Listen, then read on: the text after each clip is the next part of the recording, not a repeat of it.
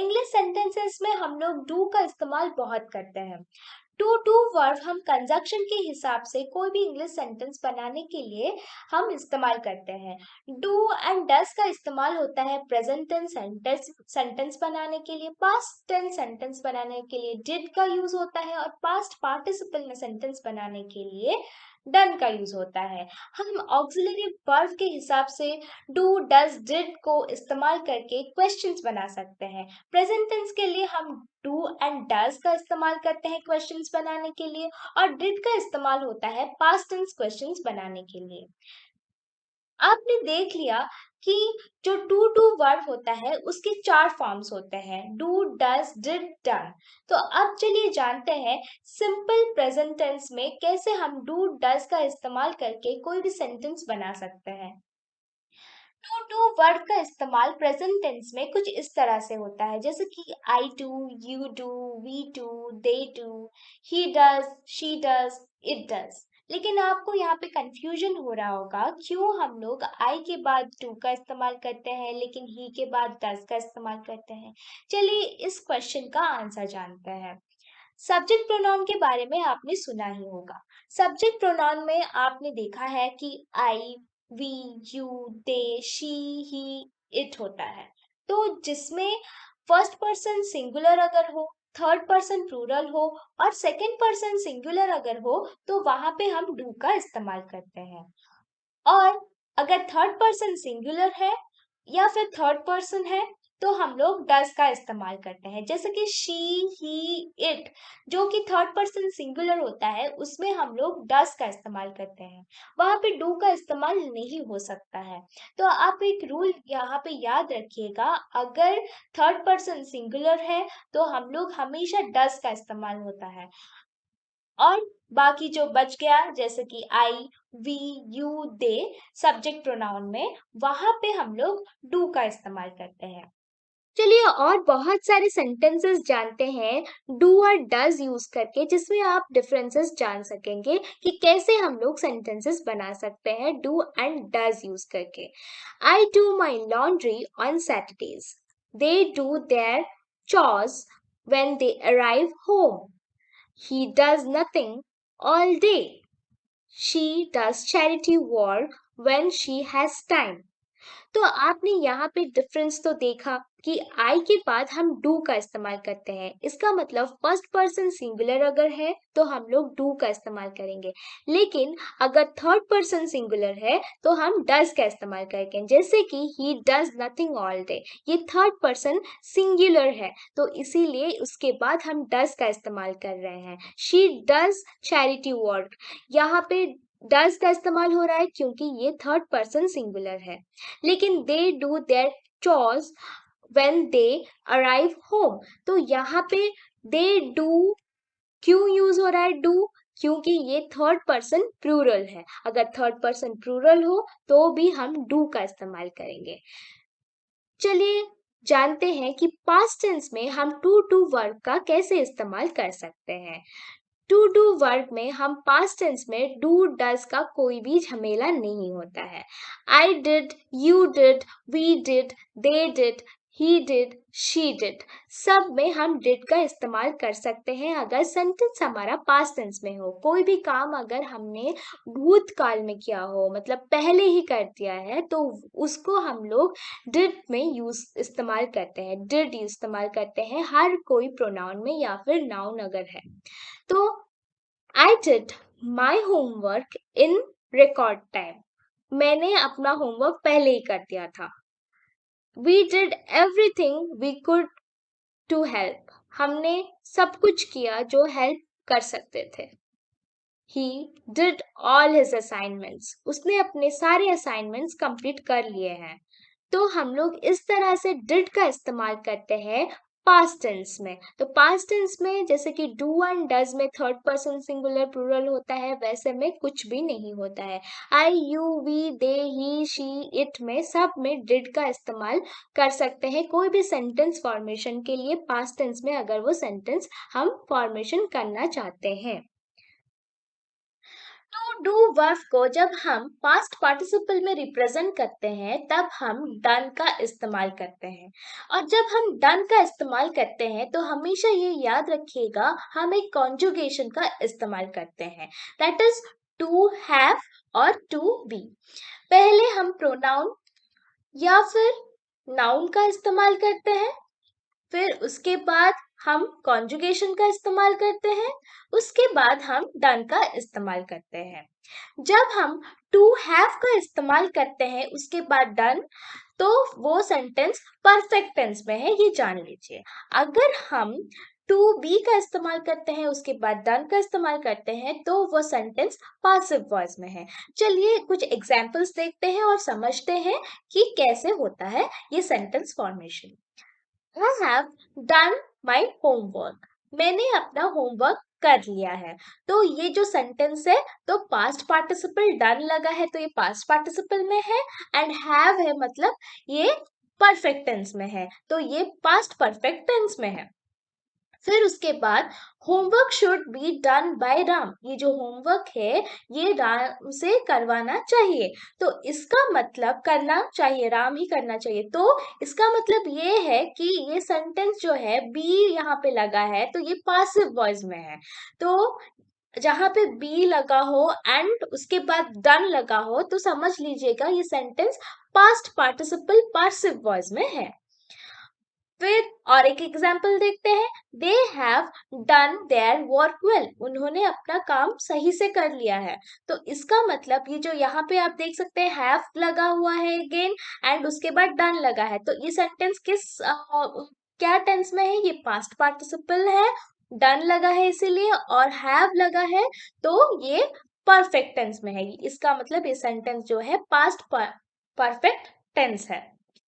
कभी कभी हम टू डू वर्ब का इस्तेमाल करते हैं जब हम कोई और एक वर्ब को रिप्लेस करना चाहते हैं, जैसे कि we sometimes use the verb do to replace a verb. कोई भी वर्ब को रिप्लेस करने के लिए हम डू का इस्तेमाल, डू वर्ब का इस्तेमाल कर सकते हैं जब हमारा कोई भी मीनिंग क्लियर और ओवियस हो।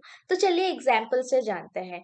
Do I need to do my hair, यहाँ पे डू का इस्तेमाल हुआ है instead of comb verb. Comb की जगह हमने डू वर्ब इस्तेमाल किया है। यहाँ पे कोम वर्ब यूज कर सकते थे लेकिन हमने यहाँ पे डू का इस्तेमाल किया है। तो यहाँ पे do I need to do my hair मतलब ऑब्वियस है, मीनिंग ऑब्वियस है कि कोम करना है, लेकिन यहाँ पे भी समझ में आता है अगर हम डू का इस्तेमाल करते हैं तो समझ में आता है कि कोम। Next is have you done the dishes yet, यहाँ पे फिर से देखिए ये सेंटेंस में हैव का इस्तेमाल हुआ है, मतलब ये sentence perfect past participle tense में है क्योंकि यहाँ पे डन का भी इस्तेमाल हुआ है। तो यहाँ पे डन का मतलब क्या होता है, वॉश्ड। यहाँ पे हम वॉश्ड वर्ब की जगह हमने डन का इस्तेमाल किया है। तो ये क्लीन करना ही या फिर वॉश करना या फिर क्लीन करना डिशेस को यहाँ पे उसने दिखाया है। तो ये जो मीनिंग था ओवियस था और क्लियर भी था कि डिशेस मतलब क्लीन या फिर वॉश करना है उसको। फिर next is I will do the kitchen if you do the lawn, हमने यहाँ पे डू किचन को क्लीन और डू यहाँ पे लॉन मतलब मो, मो दी लॉन। तो यहाँ पे मो और क्लीन की जगह हमने डू का इस्तेमाल किया है। I will do the kitchen, I will clean the kitchen की जगह I will do the kitchen.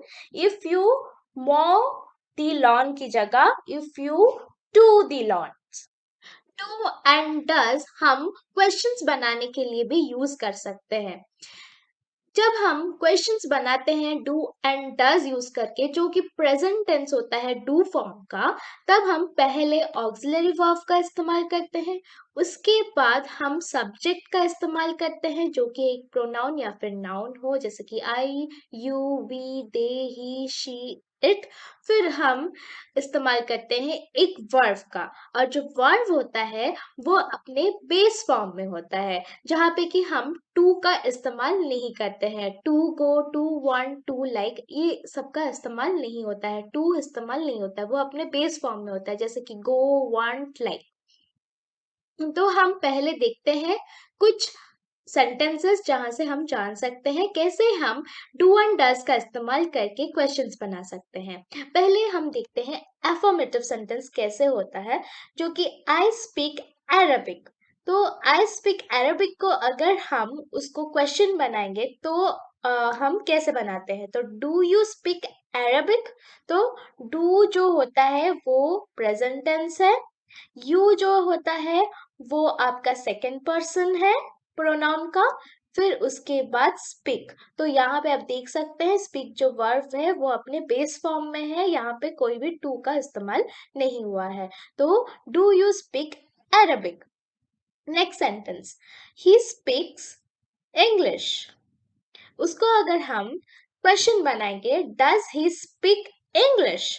तो यहाँ पे आप देख सकते हैं डज का इस्तेमाल हुआ है क्योंकि ही जो है थर्ड पर्सन है। अगर कोई भी सेंटेंस थर्ड पर्सन में हो तो यहाँ पे एस जो हमने एफर्मेटिव सेंटेंस पे यूज किया था वो हमारे क्वेश्चन में यूज नहीं होगा। यहाँ पे जो क्वेश्चन में एस जो है वो डिसअपियर हो जाता है। तो डज ही स्पीक इंग्लिश। तो डज जो है एक ऑक्सिलरी वर्ब है, उसके बाद हमने यूज किया है सब्जेक्ट, उसके बाद स्पीक जो एक वर्ब है और वो अपने बेस फॉर्म में है। चलिए अब जानते हैं कि कैसे हम टू टू वर्ब को इस्तेमाल करके क्वेश्चंस पास्ट टेंस में बना सकते हैं। पास्ट टेंस में क्वेश्चंस बनाने के लिए हम डिड का इस्तेमाल करेंगे। तो पहले हमारा क्वेश्चन कैसे बनेगा, जैसे पहले ऑक्सिलरी वर्ब रहेगा, फिर उसके बाद हमारा सब्जेक्ट रहेगा, जैसे कि I you we they he she it. उसके बाद हमारा वर्ब रहेगा और जो वर्ब होगा वो हमारा बेस फॉर्म में रहेगा, जो कि to go to want to like नहीं होगा, टू नहीं लगेगा वहां पे। बेस फॉर्म मतलब गो वांट लाइक ये सब रह के हमारा क्वेश्चन बनेगा। चलिए एग्जाम्पल से समझते हैं। एफर्मेटिव सेंटेंस है कि द बस अराइव्ड लेट। अगर इसको हम क्वेश्चन बनाएंगे तो हमारा क्वेश्चन कुछ इस तरह होगा, did the bus arrive late. आप देख सकते हैं कि यहाँ पे अराइव्ड था और यहाँ पे अराइव है। ऐसा क्यों है, क्योंकि जो डिड है वो ऑलरेडी आपको दिखा रहा है कि ये सेंटेंस जो है पास्ट में है। तो इसीलिए यहाँ पे हम लोग वर्ड में और पास्ट टेंस का यूज डी का यूज नहीं करेंगे, पास्ट में नहीं रखेंगे। तो ये पहले हमारा ऑक्सिलरी वर्ब रहा डिड, देन उसके बाद द बस जो कि एक सब्जेक्ट है, फिर अराइव जो है हमारा वर्ब है।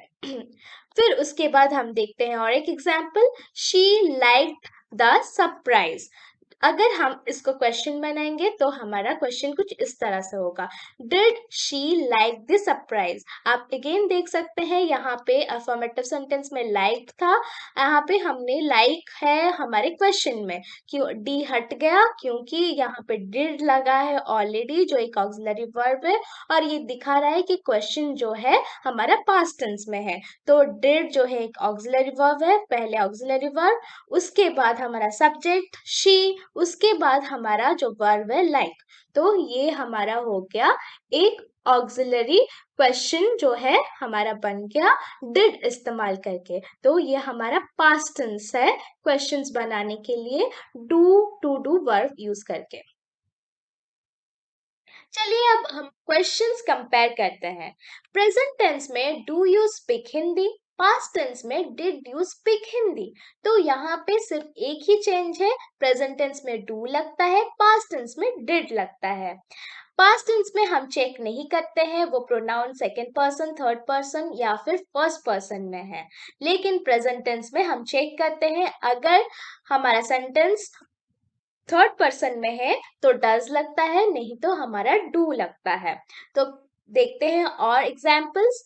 Does she speak Tamil, past tense में डिड शी स्पीक तमिल।